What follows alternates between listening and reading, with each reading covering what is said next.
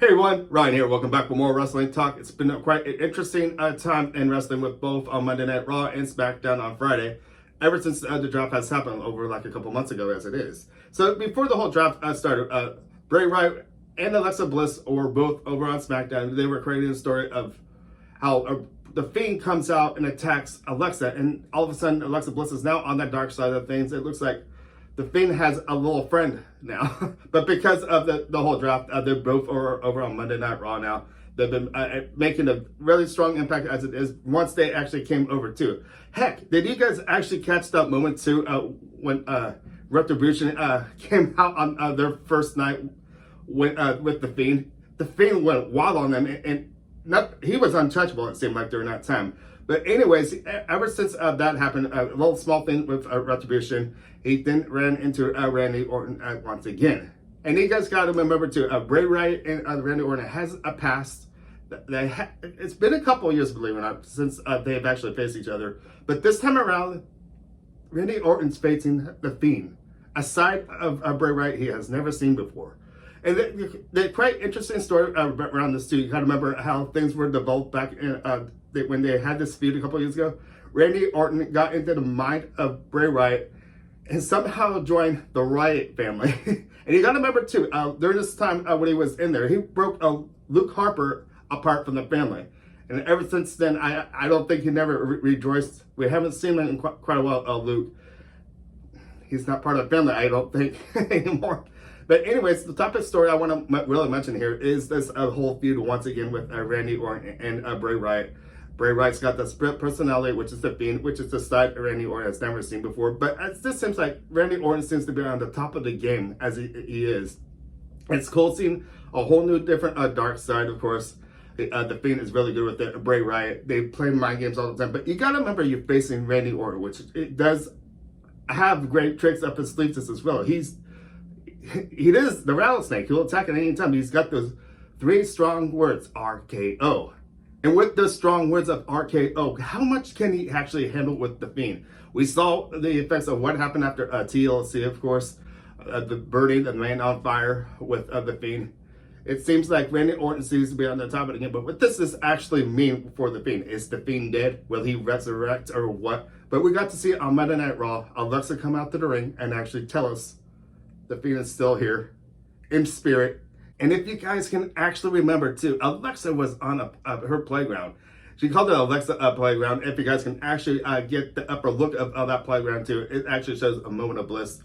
Is this the new set of A Moment of Bliss? I like this side of it. I like the side of Alexa because she's got the dark side of this as well. She's got Orton under her wings, it seems like this as well. Because once we heard that music on Monday Night Raw, we thought the Fiend would actually appear. But instead, we got Alexa Bliss.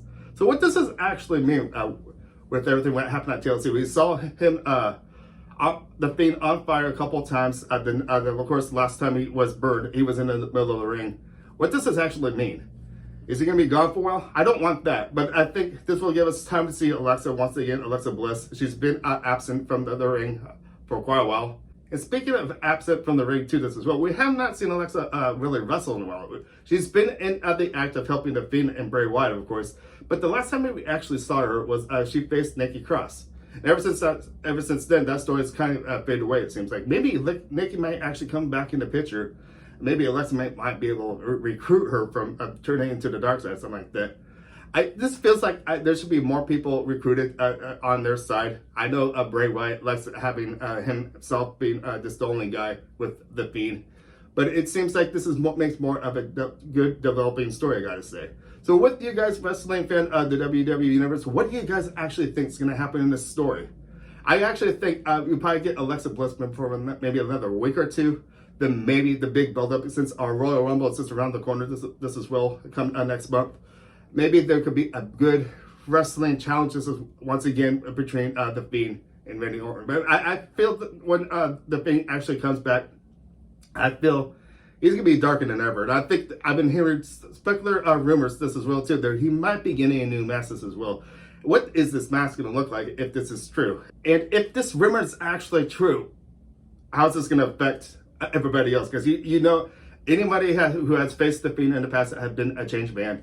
I'm wearing one of the shirts right now that Daniel Bryan did face him and came out to be a change man. The Miz actually been a change man after facing the Fiend as well. So a lot of people has been really affected by the Fiend.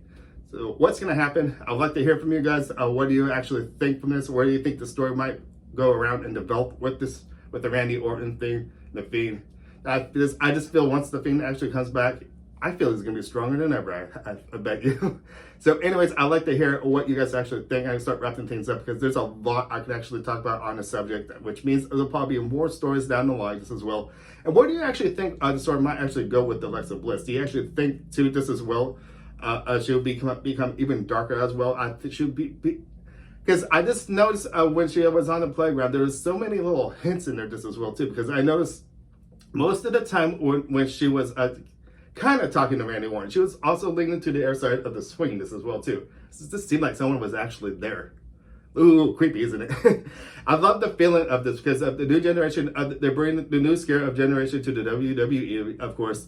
Got to be called back from the time of The Undertaker, which Undertaker is still my favorite wrestler of all time.